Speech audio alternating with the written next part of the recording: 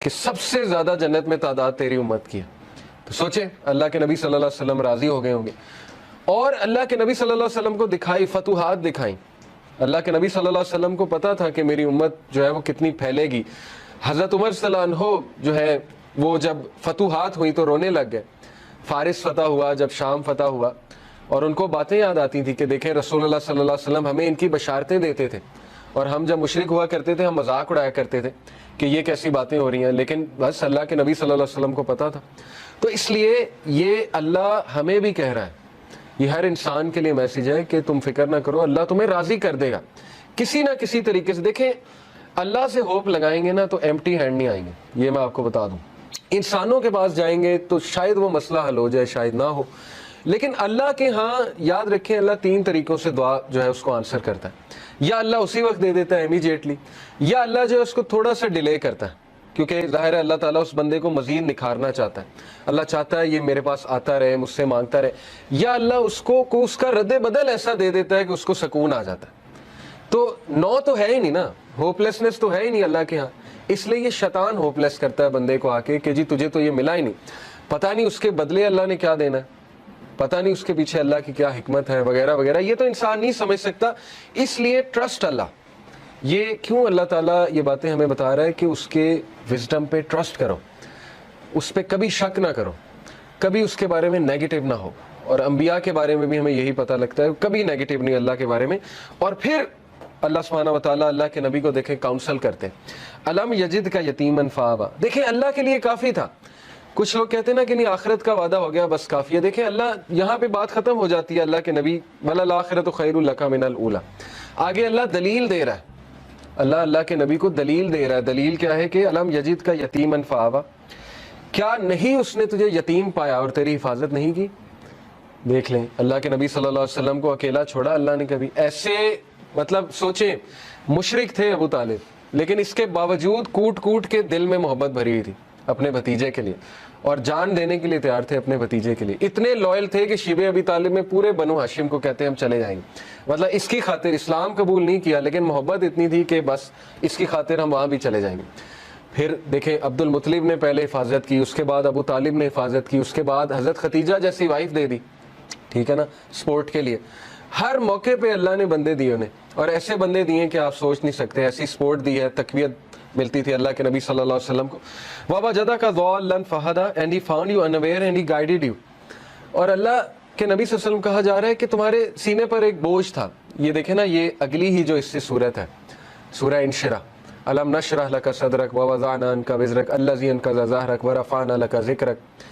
اللہ کے نبی کو یہ کہا جا رہا ہے نا، اے اللہ کے نبی کیا ہم نے تمہارا سینہ جو ہے وہ کھول نہیں دیا، اور تمہارے اوپر جو بوجھ تھا ہم نے وہ ہٹا نہیں دیا. وہ بوجھ کیا تھا؟ اللہ کے نبی اپنے لوگوں کے بارے میں پریشان ہوتے تھے، سوچتے تھے ان کا کیا بنے گا، لیکن ان کے پاس کوئی میکینزم نہیں تھا. کہاں سے شروع کروں، کیسے ٹھیک کروں، حالات کیسے ٹھیک ہوں گے. یہ سوال اتنا امپورٹنٹ سوال ہے نا آپ کی زندگی میں کہ میں کہاں سے شروع کروں. ہر ایک کو یہ ہوتا ہے میں کہاں سے شروع کروں. تو اللہ تعالیٰ کہہ رہا ہے کہ کیا اللہ نے تمہاری یہ پرابلم حل نہیں کر دی؟ تم انویئر تھے، تم سوچتے تھے کہاں سے شروع کیا جائے، تو دیکھو اللہ نے پورا میکینزم تمہیں بھیج دیا، اور تمہیں وہ ذمہ داری دے دی ہے کہ تم اب دوسروں کے لیے ہوپ ہو، اور تم دوسروں کے لیے ایک میسنجر ہو، اور تم دوسروں کے لیے ایک جو ہے وہ لائٹ ہو. تو اس لیے یہ ہمیں بھی میسج ہے کہ ہوپ لیس نہیں ہونا ہے کسی بھی اسٹیٹ میں، کسی بھی کنڈیشن میں. اللہ تعالیٰ کچھ نہ کچھ نعم و بدل آپ کو دے گا. امپاسبل ہے، خالی ہاتھ نہیں چھوڑتا اللہ، یہ بات یاد رکھیں، ٹھیک ہے. یہ اللہ کے بارے میں آپ 100% شور ہو جائیں یہ اس صورت کے مطابق. تو بہرحال وَوَجَدَكَ عَائِلًا فَأَغْنَىٰ، اور اس نے تمہیں پور پایا اور تمہیں رچ بنایا. And he found you poor and made you rich. اس کے بارے میں رسول اللہ صلی اللہ علیہ وسلم نے کہا ہے کہ رچنس از ناٹ دی کثرت آف مال. کثرت مال جو ہے وہ رچنس نہیں ہے، بلکہ غنا، دل کا غنا جو ہے وہ رچنس ہے. دل راضی ہونا چاہیے. تو دیکھیں جو میکانزم دیا اللہ کے نبی کو، اس سے ایک تو اللہ نے ان کو رچنس آف دی ہارٹ دی، رچنس آف دا سول دی، ذکر دیا، بتایا مجھے کیسے پکارو. اور دیکھیں اللہ کے نبی کے تھرو ہمیں اللہ نے کیا کیا دیا. آپ کو کوئی لرن کرنے کی ضرورت نہیں، خود سے دعا. اللہ کے نبی کی دعائیں موجود ہیں، ان دعاؤں پہ کبھی غور کریں، ان کے الفاظ پہ کبھی غور کریں. اللہ تعالیٰ نے نبیوں کی دعائیں آپ کو بتا دی ہیں کہ کس طرح سے انہوں نے پکارا، کس طرح سے ندا لگائی. اللہ نے اپنے ایٹریبیوٹس بتا دیا آپ کو، یا حی یا قیوم. کبھی آپ صرف اس پہ ہی سوچ لینا کہ ایک ہندو کے ساتھ اپنے آپ کو کمپیئر کر لیں ایک ایسے انسان کے ساتھ جس کے پاس اللہ کا صحیح کانسیپٹ نہیں ہے، تو آپ سوچ لیں آپ کتنے لکی ہیں۔ وہ بتوں کے آگے جھکتا ہے، اسے اللہ کا تعارف ہی نہیں ہے، اسے پتہ ہی نہیں اللہ ہے کون، اور نہ اسے اللہ کو پکارنا آتا ہے، اور سوچیں کہ وہ کتنا زیادہ ایکسپلائٹ ہو رہا ہے تھرو آؤٹ دی لائف۔ تو سوچیں اللہ کی کتنی بڑی نعمت ہے کہ اللہ تعالیٰ نے ہمیں غنی کر دیا، اپنا تعارف کرا کے غنی کر دیا، ہمیں اسلام کا نالج دے کے غنی کر دیا، قرآن ہم پہ نازل کر کے ہمیں غنی کر دیا۔ فَأَمَّا الْيَتِيمَ فَلَا تَقْهَرْ، یہ اس کا آخری پیسیج ہے، ابھی ہم لیسن لخص کرتے ہیں۔ Therefore treat not the orphan with oppression، بہت پاورفل ٹپ ہے اور یہ بڑا زبردست لیسن ہے سورہ زحا میں، کہ جب تم خود پین میں ہونا تو اس پین کو تم ریلیف کیسے کرو گے؟ یہ سائنٹیفکلی پروون ہے، دوسروں کی پین آسان کر کے۔ یہ ہے سب سے بڑی بات، یہ ہے جو بندہ خود پین میں ہوتا ہے نا، وہ پھر دوسروں کی بڑی زبردست مدد کرتا ہے۔ اسی لیے اللہ کے نبی صلی اللہ علیہ وسلم چونکہ خود اس غم سے گزرے ہوئے، یتیم تھے اللہ کے نبی صلی اللہ علیہ وسلم، تو اس لیے اللہ کہہ رہا ہے فَأَمَّا الْيَتِيمَ فَلَا تَقْهَرْ، اے نبی اس لیے آرفن کو ٹریٹ اچھا کرو، آپریشن کے ساتھ ٹریٹ۔ یہ نہیں کہ اللہ کے نبی کرتے تھے، لیکن یہ کہ ان کے تھرو میسج دیا جا رہا ہے وَأَمَّا السَّائِلَ فَلَا تَنْهَرْ and repulse not the one who asks۔ اسی لیے اللہ کے نبی سے جب بھی کوئی کچھ مانگتا تھا آج تک انکار نہیں کیا ہی نہیں کبھی انکار اللہ کے نبی صلی اللہ علیہ وسلم نے۔ تو میسج کیا دیا جا رہا ہے کہ اب چونکہ تمہارا دل نرم ہے غم سے اور تم نے خود وہ چیز دیکھی ہے، تو اس لیے اب دوسروں کے ساتھ بہت نرمی برتاؤ۔ وَأَمَّا بِنِعْمَةِ رَبِّكَ فَحَدِّثْ and proclaim the grace of your Lord, اور اللہ تعالیٰ کی حمد بیان کرو۔ اب ہم ذرا لیسنس کی طرف آ جاتے ہیں۔ پہلے دو لیسن ہم نے نکالے کہ پہلے تین کہ اللہ کے نبی صلی اللہ علیہ وسلم ایون ان پہ غم آیا ہے، تو غم کوئی بری بات نہیں ہے، ٹھیک ہے نا، غم کو سزا نہ سمجھیں۔ بانو قدسیہ کہا کرتی تھی نا کہ غم کا الیکٹرک شاک، ان کا ایک بڑا زبردست اس پہ کالم ہے، غم کا الیکٹرک شاک اس کا ٹائٹل تھا۔ انہوں نے کہا کہ غم جو ہے یہ تو روحانیت کی سیڑھی ہے، اور غم اس روحانیت کی سیڑھی پہ چڑھ کے انسان کا جو ہے وہ دل نرم ہوتا ہے، پھر وہ دوسروں کا غم فیل کرتا ہے اور پھر وہ دوسروں کے لیے کچھ کرتا ہے۔ ادروائز تو انسان مزے میں ہے نا، اس کو کچھ آ ہی نہیں رہا، تو پھر نہ اس سے کوئی کام ہوگا نہ وہ اللہ کے لیے کچھ کرے گا۔ جیسے میں اکثر مثال دیتا ہوں، دیکھیں عمران خان صاحب کی والدہ کو غم، اگر وہ غم نہ آتا کینسر والا، تو شوکت خانم تو آج نہ ہوتا نا۔ کتنے لوگ مستفید ہو رہے ہیں شوکت خانم سے، تو ایک غم نے دیکھیں انہیں کیا کرنے پہ مجبور کر دیا۔ اسی طرح کئی لوگوں کی آپ سٹوریز پڑھیں گے کہ ایک غم نے ان کو پتہ نہیں کتنا بڑا جو ہے وہ عظیم ایک لیڈر بنا دیا یا ایک بہت بڑا فلنتھروپسٹ بنا دیا، کیونکہ وہ اس غم سے گزرے تھے۔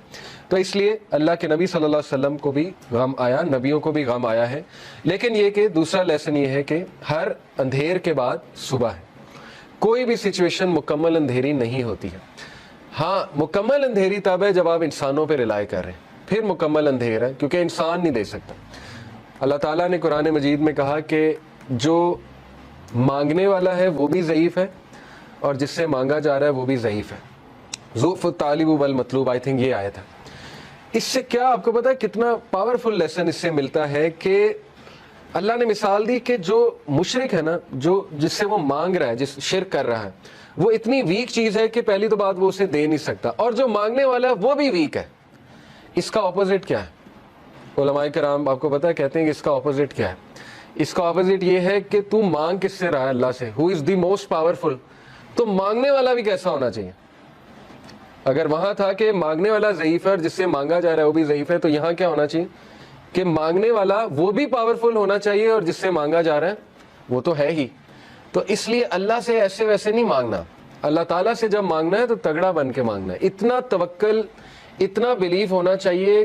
یہی تو مومن کی مثال ہے۔ مشرک کی مثال کیوں اللہ نے کہا ضعیف ہے مانگنے والا؟ کیونکہ اس کے ہارٹ میں ڈاؤٹس ہیں، اس کو مانگنا ہی نہیں آ رہا ہے، اس کو پتہ ہی نہیں ہے میں نے مانگنا کیسے۔ لیکن بلیور کے ہارٹ پہ اللہ تعالیٰ نے ایسا جو ہے وہ ایک یقین طاری کیا ہوا ہے کہ وہ مانگنے والا بھی بہت اسٹرانگ ہے اور جس سے مانگا جا رہا ہے وہ تو پھر اللہ ہے۔ تو یہ بات آپ ہمیشہ یاد رکھیں، ٹھیک ہے؟ کبھی بھی ڈاؤٹ نہیں کرنا اللہ کو، اور پھر تگڑا بن کے مانگنا ہے۔ اللہ سے جب مانگتے ہیں تو پھر 100% ہوپ کے ساتھ مانگتے ہیں۔ یہ دعا کے آداب میں شامل ہے۔ اللہ کے نبی صلی اللہ علیہ وسلم نے فرمایا تمہاری دعا تب تک قبول ہوتی رہے گی جب تک تم یقین سے مانگو گے۔ جیسے اس میں تھوڑا سا ڈاؤٹ آ گیا، جیسے اس میں یہ بات آ گئی کہ پتہ نہیں اللہ کرے گا نہیں کرے گا، تو وہ دعا پھر فالٹی دعا ہے، اس میں پھر کمی ہے، اس دعا میں اس میں پھر بہت زیادہ یقین آنے کی ضرورت ہے۔ تو اس لیے ان چیزوں پہ ورک کرنا چاہیے۔ دیکھیں ویلیو ایڈڈ چیزیں یہی ہے کہ اپنا یقین بڑھاؤ، اپنا توکل بڑھاؤ، ٹھیک ہے؟ تو بہرحال یہ ہمارا دوسرا لیسن تھا کہ ہر اندھیر کے بعد جو ہے وہ روشنی آئے گی ہی آئے گی۔ اور پھر تیسرا لیسن یہ کہ اللہ کے نبی کو اللہ سبحانہ و تعالیٰ یہ دلاسا دے رہے ہیں، یہ تسلی دے رہے ہیں کہ تمہارے لیے جو آنے والی جو دنیا کی زندگی ہے، آنے والی جو زندگی ہے وہ اس سے بھی بہتر ہے.